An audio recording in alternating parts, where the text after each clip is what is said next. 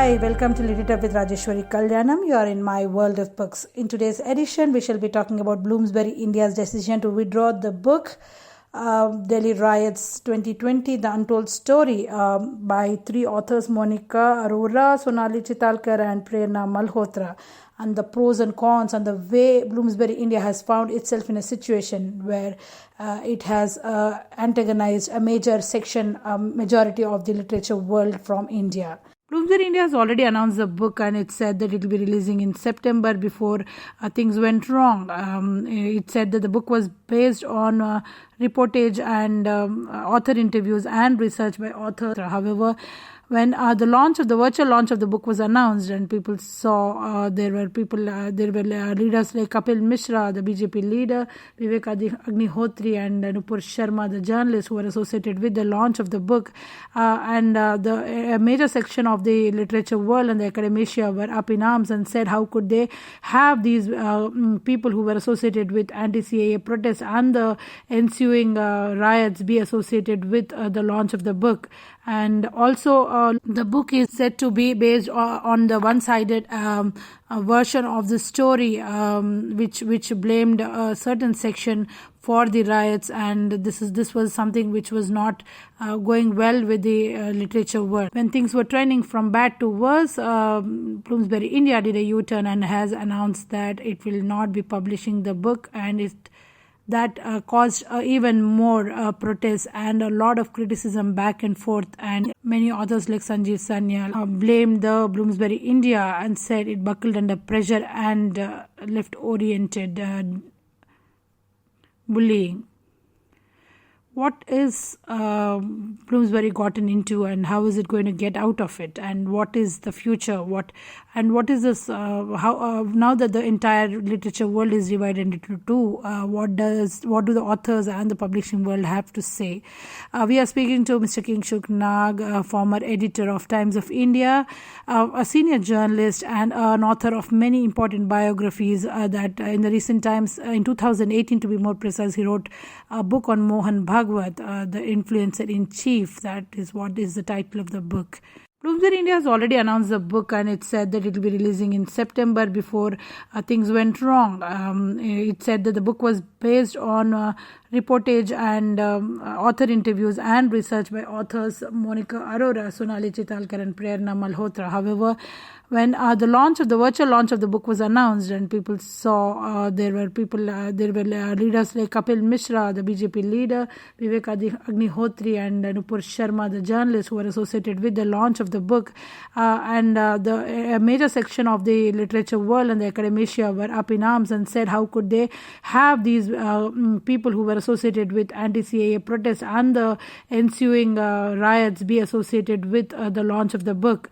And also the book is said to be based on the one-sided version of the story which blamed a certain section for the riots, and this was something which was not going well with the literature world. When things were trending from bad to worse, Bloomsbury India did a U-turn and has announced that it will not be publishing the book, and that caused even more protests and a lot of criticism back and forth, and many authors like Sanjeev Sanyal and several particular section of the literature world and blamed Bloomsbury India and said it buckled under pressure and left-oriented bullying.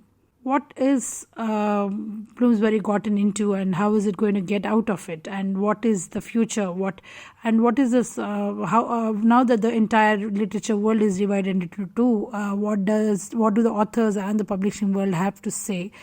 We are speaking to Mr. Kingshuk Nag, former editor of Times of India, a senior journalist and an author of many important biographies that in the recent times, in 2018 to be more precise, he wrote a book on Mohan Bhagwat, the influencer in chief. That is what is the title of the book.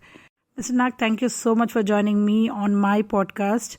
What do you think? Where do you see Bloomsbury and where did it go wrong? What do you think of the whole issue that's unfolding, and with more and more authors saying they are not going to be associated with Bloomsbury anymore? The problem with Bloomsbury is that it's a well-reputed firm based out of London, I think, or the US.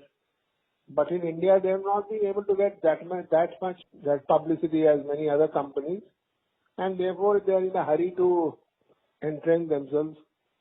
And when they got this book, they possibly don't have too many books at this point of time, and therefore they are trying to promote this book. And they made a mistake. They could have promoted this book by not publicly announcing that we shall have this book, and then we'll have it opened up at a conference where all the riot accused are also there promoting the book. So that is the real thing. That is what got them into trouble. And according to certain reports that I was seeing, that a group of liberal establishment writers such as William Dalrymple became very active in trying to get the company to stop the book. And they have buckled under pressure and stopped the book. And let me tell you that this is not the first time that such a thing has happened. And in the case of in the case of this Bloomsbury also, they were under pressure. And that I remember a book because a friend of mine called Jitendra Bhargav, who is the director of Air India, had written a book on Air India, which had damaged Air India and which was being trying to stop by the then Minister of Civil Aviation, Okay. Mr. Praful Patel, and they withdrew the book. That was by Bloomsbury only, and they withdrew the book and burnt it. So the same thing they have done now. It does not show Bloomsbury in a very good light that they can be pressured either way to stop the publication. Yeah. In fact, Bloomsbury has said that it was just having a problem with the virtual event and the guests at the event, and it didn't say the book was factual. It did say that the book was factually based on research and author interviews. However, a lot of books have been there which not necessarily are liberal or in that sense. Yeah. Neutral. So I think the problem is the management of Bloomsbury. They don't know how to tread through this rather tricky environment. And so their chief executive should be well trained in such a thing, and they should have anticipated what sort of problems they'll face and how to deal with them. Instead of becoming be a victim of a tug of war between the two sides, liberals and the conservatives. At this point of time, as you realize, the country is also in this problem. Yeah. There are liberals and there are conservatives, and they're all fighting with each other. Yeah, absolutely. In the good old days, say 10, 20 years ago, there were only liberals and there were no conservatives. And if there were some conservatives there, books would be published by firms which were only catering to such books. Yeah. But today, the conservatives are trying to get their books published in the mainline, and some of the mainline producers and publishers also fallen prey for that.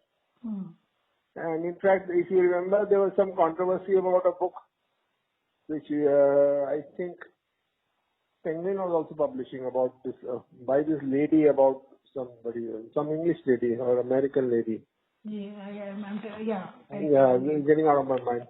Yeah. So there's constant tug of war is there because now you can really figure out that the Congress government has gone and they have been replaced by another Modi government.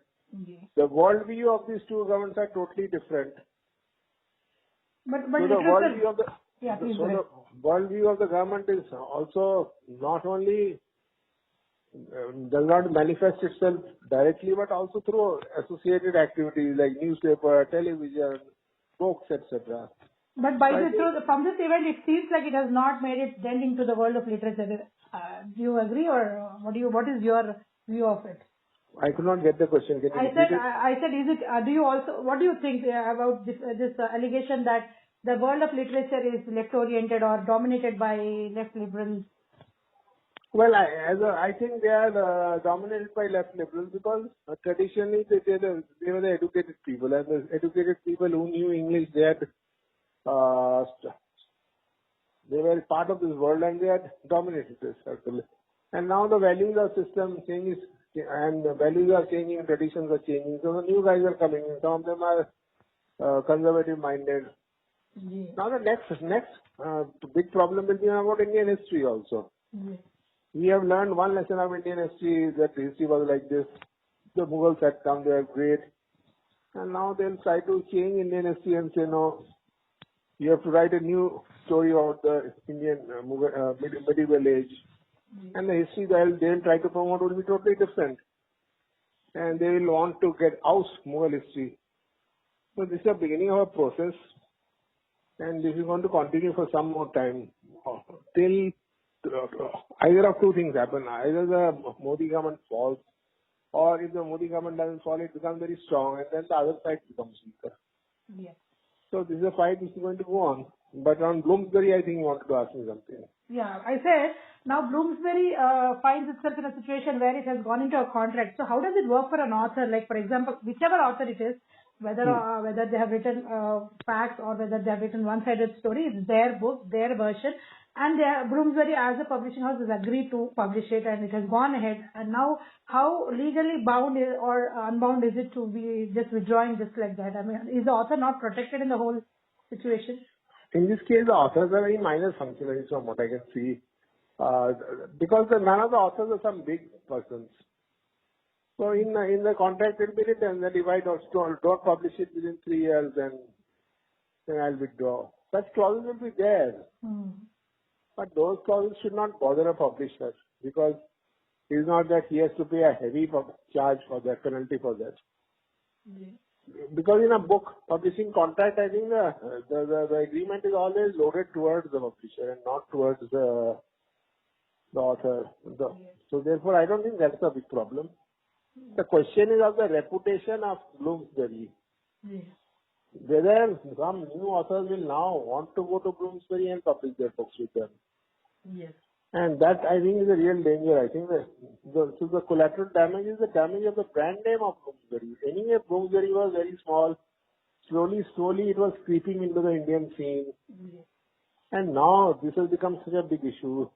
Every author would have seen it. Now authors will not want to go to Bloomsbury. There were many other publishing firms. They'll go there. Yeah. And the worst part is that now they don't have friends on either side. Yes, now they don't have friends on either side, because so that is basically a problem, that they have not seen the scenario properly and not dealt with it, and now they are left friendless. Yeah. Because some of the authors of Bloomsbury have also said that they will withdraw and create a lot of problems, like Anand Ranganathan. All things statements today. Yeah. Like increasingly, there are increasing number of authors who are saying they're not going to publish with Bloomsbury, and Yeah. Sure. And I was told. Yeah, please go ahead. I was told that yesterday only I was making some inquiries, and I was told that Bloomsbury is short of authors, and in fact they are depending on, especially in this time of this Corona, and they are depending on one or two authors to give them good books and make a mega haul for them. So now this comes at this time, so it's going to be a really big problem for them. Yes, I think we have to now watch and see how they're going to get out of this situation that they themselves got into. Yeah. Thank you so much, sir. Thank you so much for joining. Thank you. Bye. As we can see, the Bloomsbury is caught in between the devil and the deep sea. Among the many authors who commented on the development and the strife was Anand Ranganathan, professor at Jawaharlal Nehru University, was one of the first people. He said he was appalled to see Bloomsbury India buckle under threats by fascists and would return the advance payment made to him for his forthcoming book, for Forgotten Heroes of Indian Science. Similarly, Sanjay Dikshit, a retired Indian administrative service officer, said he was ending his relationship with the publisher. He was cancelling his upcoming book, nullifying Article 370 and enacting CAA. He also said, let them paint themselves red.